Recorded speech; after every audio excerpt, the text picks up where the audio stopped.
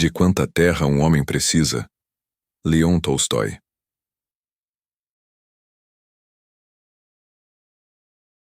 Uma mulher veio visitar sua irmã mais nova que vivia no campo. A primeira estava casada com um mercador da cidade, a outra com um camponês da aldeia.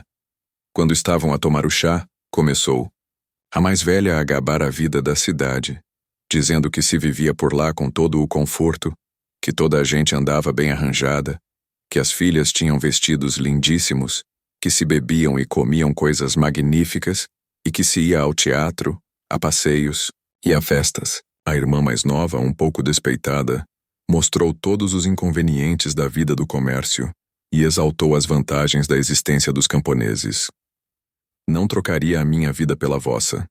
É certo que vivemos com alguma rudeza, mas pelo menos não estamos sempre ansiosos.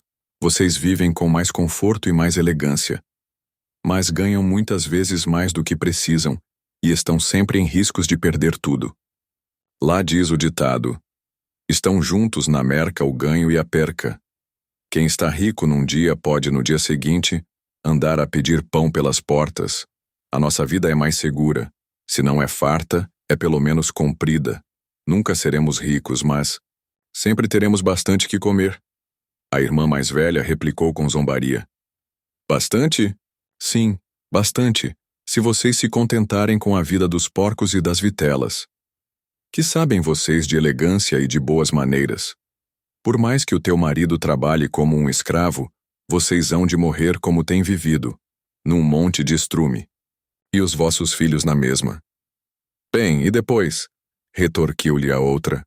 Não nego que o nosso trabalho seja rude e grosseiro, mas em compensação é seguro e não precisamos de nos curvar diante de ninguém. Vocês, na cidade, vivem rodeados de tentações. Hoje tudo corre bem, mas amanhã o diabo pode tentar o teu marido com a bebida, o jogo ou as mulheres. E lá se vai tudo. Bem sabes que é o que sucede muitas vezes. Parrom, o dono da casa, estava deitado à lareira e escutava a conversa das mulheres. É realmente assim, pensava ele.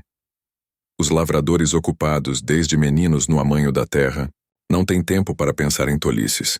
Só o que nos consome é não termos terra bastante. Se tivesse toda a terra que quero, nem o diabo seria capaz de meter-me medo. As mulheres acabaram o chá, palraram ainda um bocado sobre vestidos. Depois arrumaram a louça e deitaram-se a dormir. Mas o diabo tinha estado sentado num desvão da lareira e tinha ouvido tudo o que se dissera. Ficara contentíssimo quando vira que a mulher do camponês arrastara o marido para a gabarolice, e quando percebera que o homem pensava que, se tivesse terra à vontade, não temeria o diabo. Muito bem, pensou o diabo. Vamos lutar, um com o outro.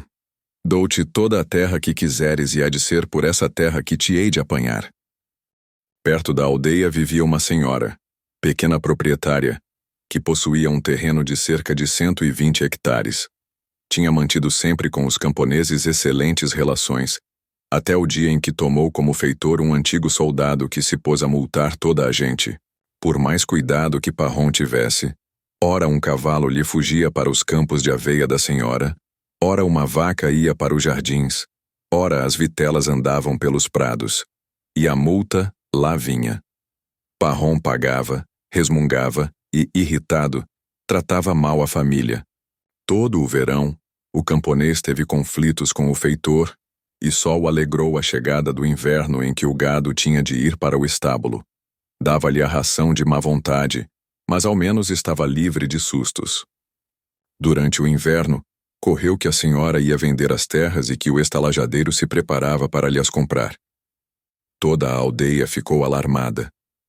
Bem, pensavam os camponeses, se o estalajadeiro comprar as terras, as multas serão mais fortes ainda.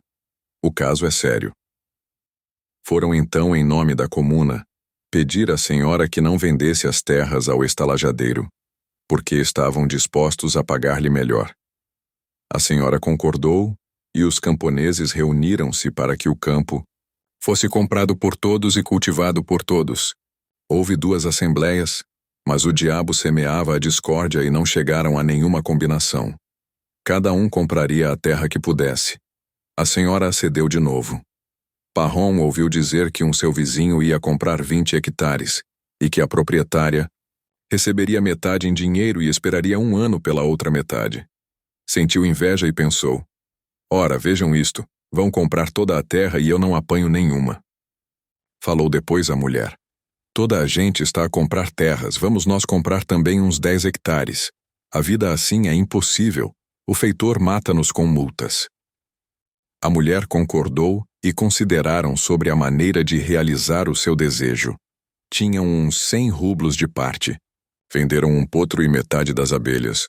Meteram um filho a jornaleiro, recebendo a soldada adiantada, e pediram emprestado a um cunhado o que faltava para perfazer metade da quantia necessária. Feito isto, escolheu Parrom um campo de uns 15 hectares com um pouco de bosque e foi ter com a senhora para tratarem do negócio. Chegaram a acordo e o camponês pagou adiantada uma certa quantia.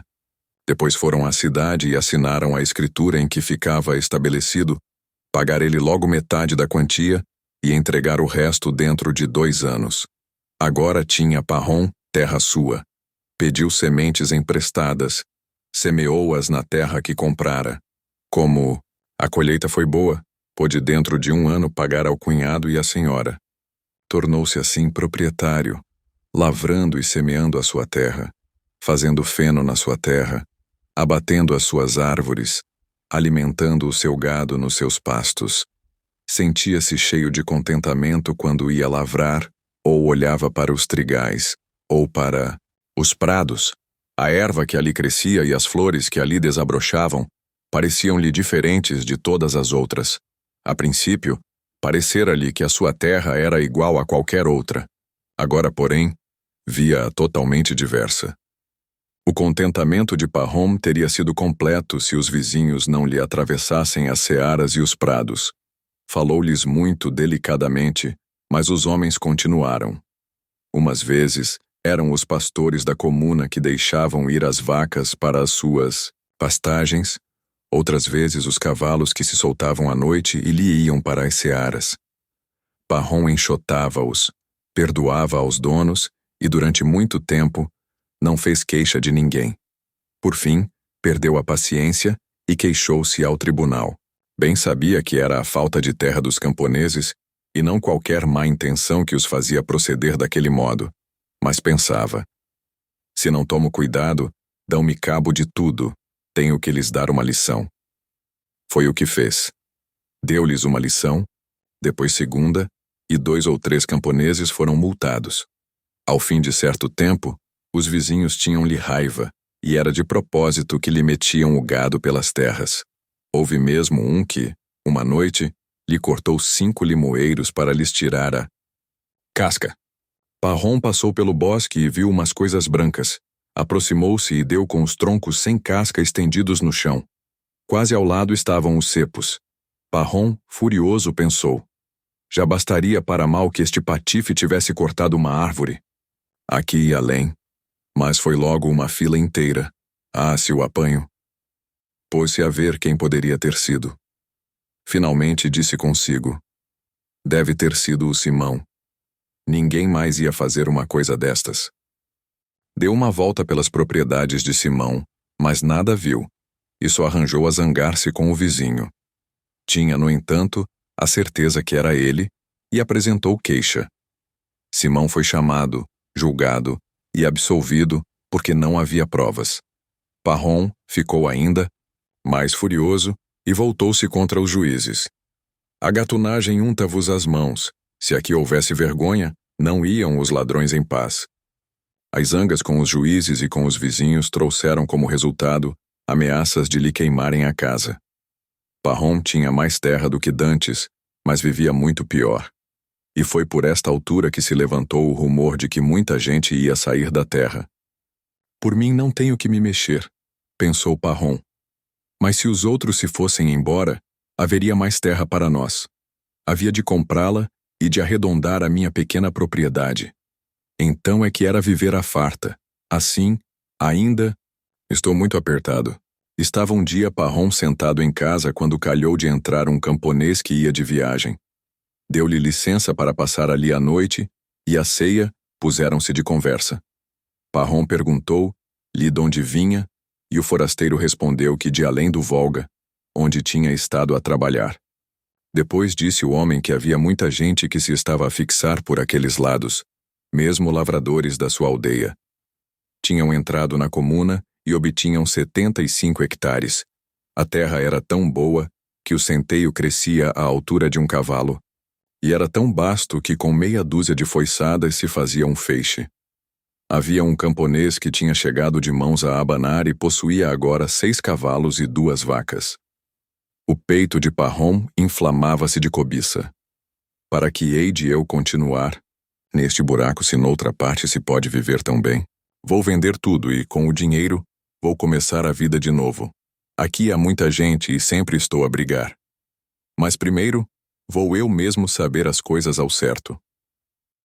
Pelos princípios do verão, preparou-se e partiu. Desceu o Volga de vapor até Samara, depois andou a pé 90 léguas. Por fim chegou.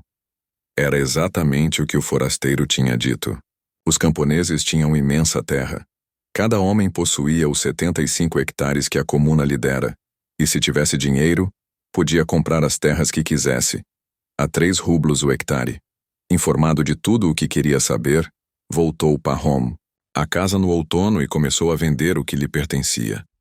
Vendeu a terra com lucro, vendeu a casa e o gado, saiu da comuna, esperou pela primavera e largou com a família para os novos campos.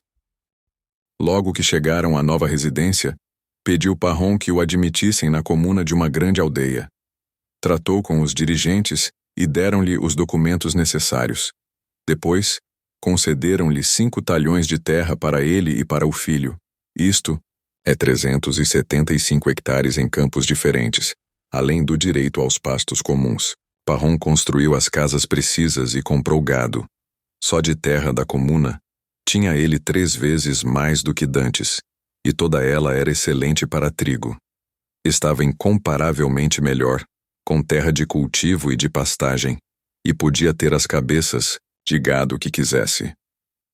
A princípio, enquanto durou o trabalho de se estabelecer, tudo satisfazia Parrom, mas quando se habituou, começou a pensar que ainda não tinha bastante terra. No primeiro ano semeou trigo na terra da comuna e obteve boa colheita. Queria continuar a semear trigo, mas a terra não chegava e a que já tinha não servia, porque naquela região era costume semear o trigo em terra virgem, durante 1 ou 2 anos depois deixar o campo de pouso, até se cobrir de novo de ervas de prado. Havia muitos que desejavam estas terras e não havia bastantes para todos, o que provocava conflitos. Os mais ricos queriam-nas para semear trigo, e os que eram pobres para as alugar a negociantes, de modo a terem dinheiro para pagar os impostos. Parrom queria semear mais trigo e tomou uma terra de renda por 1 ano. Semeou muito. Teve boa colheita, mas a terra era longe da aldeia, e o trigo tinha de ir de carro umas 3 léguas. Certo tempo depois, notou Parrom que alguns camponeses viviam em herdades não comunais e enriqueciam. Pensou consigo: se eu pudesse comprar terra livre e arranjar casa, então é que as coisas me haviam de correr bem. A questão de comprar terra livre preocupava-o sempre, mas continuou durante 3 anos a arrendar campos e a cultivar trigo. Os anos foram bons, as colheitas excelentes. Ele começou a pôr dinheiro de lado. Podia ter continuado a viver assim, mas sentia-se cansado de ter que arrendar terras de outros todos os anos, e ainda por cima disputando-as. Mal aparecia uma terra boa, todos os camponeses se precipitavam para a tomarem, de modo que, ou se andava ligeiro, ou se ficava sem nada. Ao 3º ano aconteceu que ele e um negociante arrendaram juntos a uns camponeses uma pastagem. Já a tinham amanhado quando se levantou qualquer disputa. Os camponeses foram para o tribunal e todo o trabalho se perdeu. Se fosse terra, minha, pensou Parrom. Já eu era independente e não me via metido nestas maçadas. E começou a procurar terra de compra. Encontrou um camponês que tinha adquirido uns 500 hectares, mas que por causa de dificuldades, os queria vender barato. Pahom regateou com o homem e assentaram por fim num preço de 1.500 rublos. Metade a pronto, a outra metade a pagar depois. Tinham arrumado o negócio, quando se deteve em casa de Pahom, um comerciante que queria forragem para os cavalos. Tomou chá com Pahom e travou-se conversa. O comerciante disse que voltava da terra dos Baquires, que era muito longe, e onde tinha comprado 5.000 hectares de terra por 100 rublos. Pahom fez-lhe mais perguntas, e o negociante respondeu: basta fazer-nos amigos dos chefes. Dei-lhes coisa de 100 rublos de vestidos de seda e de tapetes, além de uma caixa de chá, e mandei distribuir vinho por quem o quisesse. E arranjei a terra a 5 copeques, a 100ª parte da rublo, o hectares.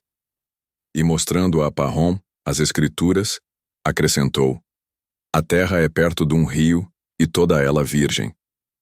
Pahom continuou a interrogá-lo, e o homem respondeu: há, porém, lá mais terra do que aquela que se poderia percorrer num ano de marcha.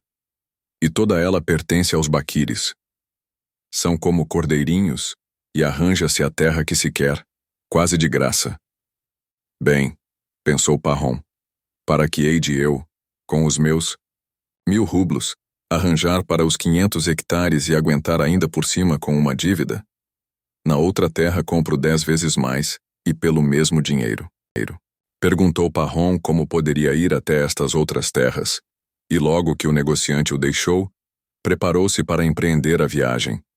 Ficou a mulher a tomar conta da casa, e ele partiu com o criado. Pararam numa cidade e compraram uma caixa de chá, vinho e outros presentes conforme o conselho do negociante. Foram andando sempre até que, já percorridas mais de 90 léguas, chegaram ao lugar em que os Baquires tinham levantado as suas tendas. Era exatamente como o homem tinha dito. Viviam nas estepes junto de um rio em tendas de feltro. Não lavravam a terra nem comiam pão. O gado e os cavalos andavam em rebanhos pelos pastos da estepe. Os potros estavam peados atrás das tendas, e 2 vezes por dia lhes levavam as éguas. Ordenhavam-nas, e do leite faziam cumis, leite fermentado. Eram as mulheres quem preparavam o cumis e faziam queijo. Quanto aos homens, passavam o seu tempo a beber cumis e chá, a comer carneiro e a tocar gaitas de foles. Eram gorduchos e prazenteiros, e durante todo o verão nem pensavam em trabalhar. Eram ignorantes de todo, não sabiam falar russo, mas eram de boa qualidade. Mal viram Pahom, saíram das tendas e juntaram-se à volta do visitante. Apareceu um intérprete, e Pahom disse-lhes que tinha vindo à procura de terra. Os Baquires, segundo parecia, ficaram muito contentes. Levaram Pahom para uma das melhores tendas, onde o fizeram sentar numas almofadas de pernas postas num tapete, sentando-se eles também à volta. Deram-lhe chá e cumis. Mataram um carneiro para a refeição. Pahom tirou os presentes do carro, distribuiu-os pelos Baquires e dividiu também o chá. Os Baquires ficaram encantados, conversaram muito uns com os outros e depois disseram ao intérprete que traduzisse: o que eles estão a dizer é que gostaram de ti e que é nosso costume fazermos tudo o que podemos para agradar aos hóspedes e lhes pagar os presentes. Tu deste presentes. Tens que dizer agora que te agrada mais de tudo o que possuímos para que te entreguemos o que desejas. O que me agrada mais, respondeu Pahom, é a vossa terra. A nossa está cheia de gente e os campos já não dão. Vocês têm muita e boa, nunca vi coisa assim. O intérprete traduziu.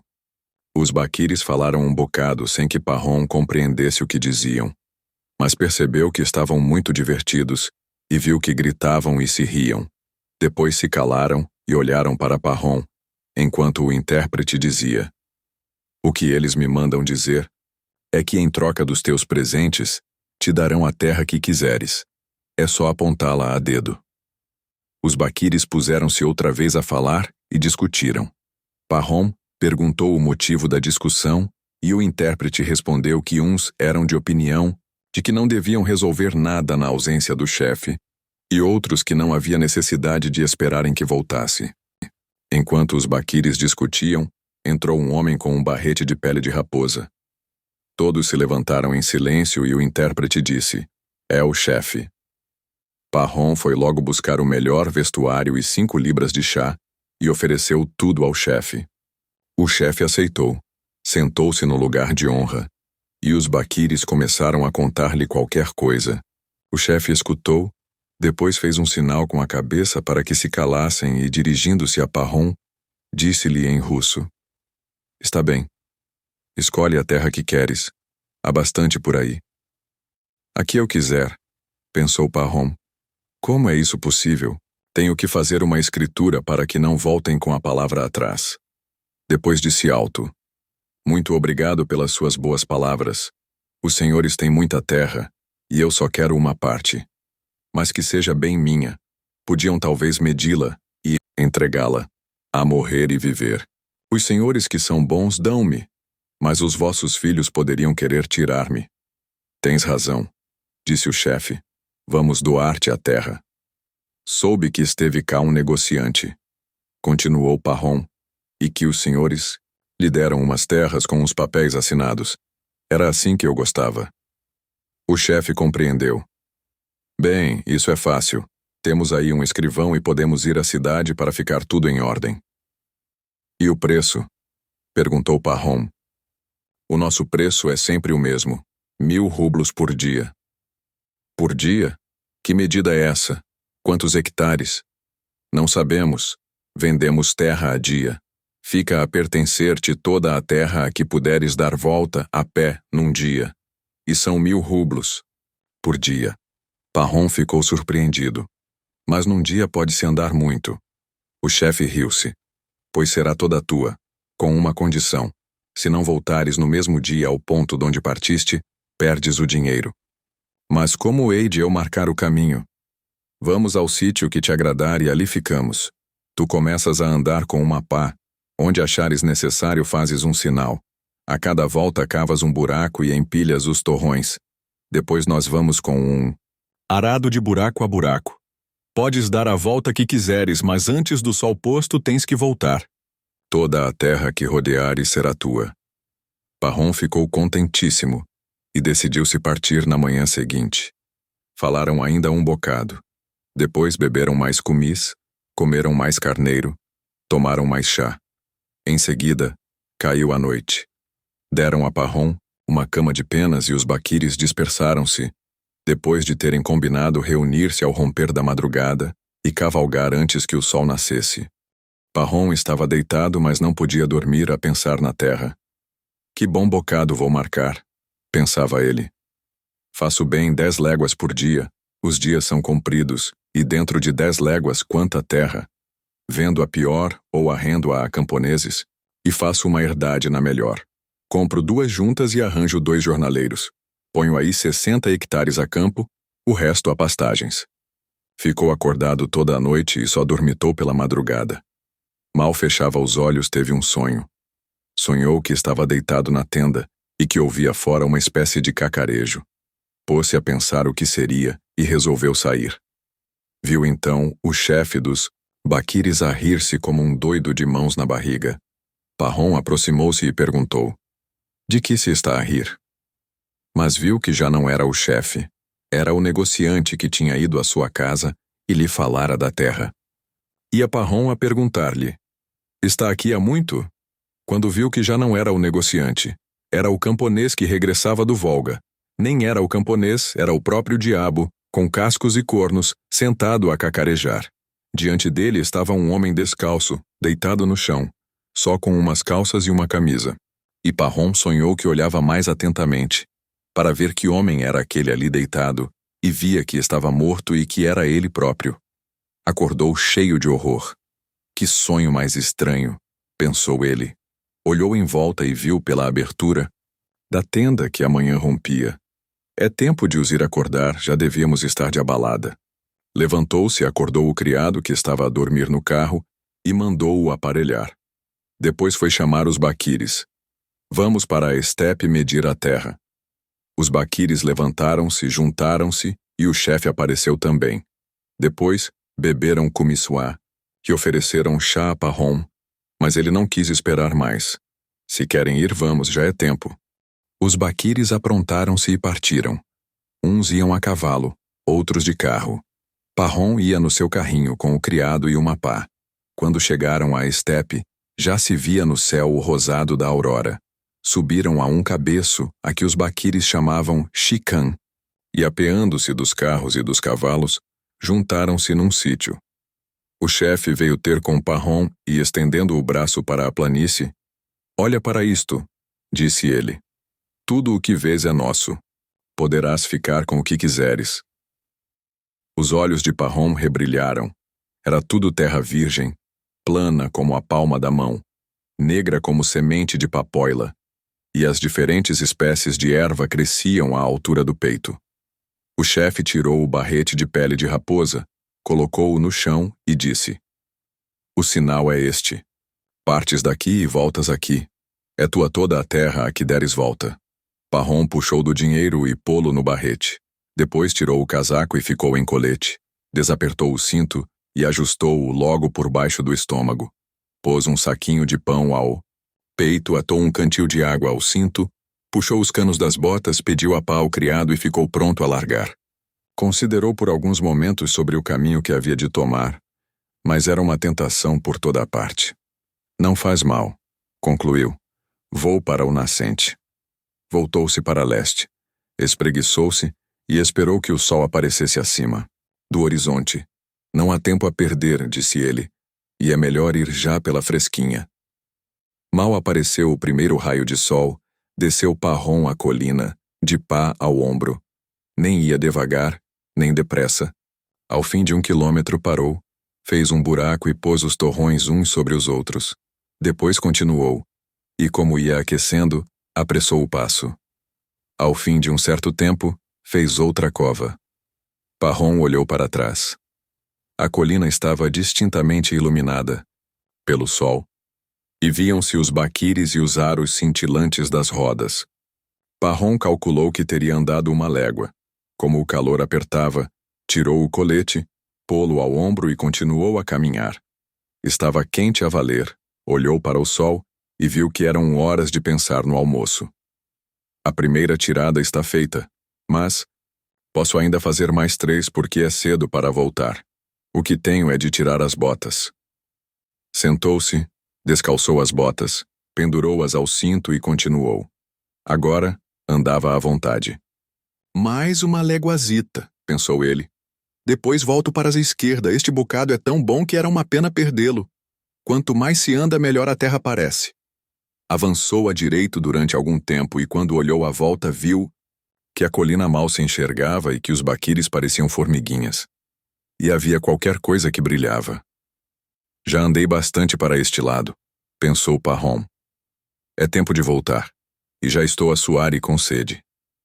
Parou, cavou um grande buraco e amontoou os torrões. Depois desatou o cantil, sorveu um gole e voltou à esquerda. Foi andando, andando sempre. A erva era alta, o sol quentíssimo. Começou a sentir-se cansado. Olhou para o sol e viu que era meio-dia. "Bem, vou descansar um bocado." Sentou-se, comeu um naco de pão, bebeu uma pinga de água, mas não se deitou, com medo de adormecer. Depois de ficar sentado uns momentos, levantou-se e continuou. A princípio andava bem. A comida tinha-lhe dado forças, mas o calor aumentava, sentia sono. Apesar de tudo, continuava, e repetia consigo: "Um dia de dor, uma vida de amor." Andou muito tempo na mesma direção e estava para rodar à esquerda quando viu um sítio úmido. Era uma pena deixar isto. O linho deve dar-se bem aqui. Deu uma volta, cavou um buraco e olhou para a colina. Com o calor, o ar tremia e a colina tremia também, mal se vendo os baquires. Os outros lados ficaram muito grandes, tenho que fazer este mais curto. E pôs-se a andar mais depressa. Olhou para o sol. Estava quase a meio caminho do horizonte e não tinha ainda andado 3 quilômetros do lado novo. E ainda lhe faltavam 3 léguas para a colina. "Bem", pensou ele, "não me fica a terra quadrada, mas agora tenho que ir à direito. Podia ir longe demais e assim já tenho terra bastante." Abriu um buraco a toda a pressa e partiu em direção à colina. Ia sempre à direita, mas caminhava com dificuldade. Estava tonto de calor, tinha os pés cortados e moídos e as pernas a fraquejarem. Estava ansioso por descansar, mas era impossível fazê-lo se queria chegar antes do sol posto. O sol não espera por ninguém, e cada vez ia mais baixo. Justos céus! Oxalá não tenha querido demais. E se chego tarde? Olhou para a colina e para o sol. Pahom estava ainda longe do seu objetivo, e o sol perto do horizonte. Continuou a andar. Era custoso a valer, mas cada vez andava mais depressa. Estugou o passo, mas estava longe ainda. Começou a correr. Atirou fora o casaco, as botas, o cantil e o barrete e ficou só com a pá, a que se apoiava, de quando em quando. Santo Deus! Abarquei demais e perdi tudo. Já não chego antes de o sol se pôr. O medo cortava a sua respiração. Pahom continuava a correr, mas a transpiração colava-lhe ao corpo as calças e a camisa. Tinha a boca seca e o peito arquejava como um fole de ferreiro. O coração batia que nem um martelo, e as pernas quase nem pareciam dele. Pahom sentia-se aterrorizado com a ideia de morrer de fadiga. Apesar do medo da morte, não podia parar. Se depois de ter corrido tudo isto parasse agora, chamavam-me doido. E corria mais e já estava mais próximo, e já ouvia os baquires a gritar. Os gritos mais lhe faziam pulsar o coração. Reuniu as últimas forças e deu mais uma carreira. O sol estava já perto do horizonte e, envolvido na névoa, parecia enorme e vermelho como sangue. Ia-se a pôr, o sol. Estava já muito baixo, mas ele também estava perto da meta. Podia ver os baquires na colina, a agitarem os braços, para que se apressasse. Podia ver o barrete no chão com o dinheiro em cima, e o chefe, sentado e de mãos nas ilhargas. Pahom lembrou-se do sonho. Tenho terra bastante, mas permitirá Deus que eu viva nela? Perdi a vida, já não chego àquele lugar. Pahom olhou para o sol que já tinha atingido o horizonte. Um lado já tinha desaparecido. Com a força que lhe restava, atirou-se para a frente, com o corpo tão inclinado que as pernas mal podiam conservar o equilíbrio. Ao chegar à colina, tudo escureceu. O sol pusera-se, deu um grito. Tudo em vão. E ia parar quando ouviu os brados dos baquires e se lembrou de que eles ainda viam o sol, lá de cima do outeiro. Tomou um hausto de ar e trepou pela colina. Ainda havia luz. No cimo lá estava o barrete e o chefe a rir-se de mãos na barriga. Outra vez Pahom lembrou o sonho. Soltou um grito. As pernas falharam-lhe e foi com as mãos que agarrou o barrete. Grande homem, gritou o chefe. A terra que ele ganhou. O criado de Pahom veio a correr e tentou levantá-lo, mas viu que o sangue lhe corria da boca. Pahom morrera. Os baquires davam estalos com a língua para mostrar a pena que sentiam. O criado pegou na pá, fez uma cova em que coubesse Pahom e meteu-o dentro. 7 palmos de terra. Não precisava de mais.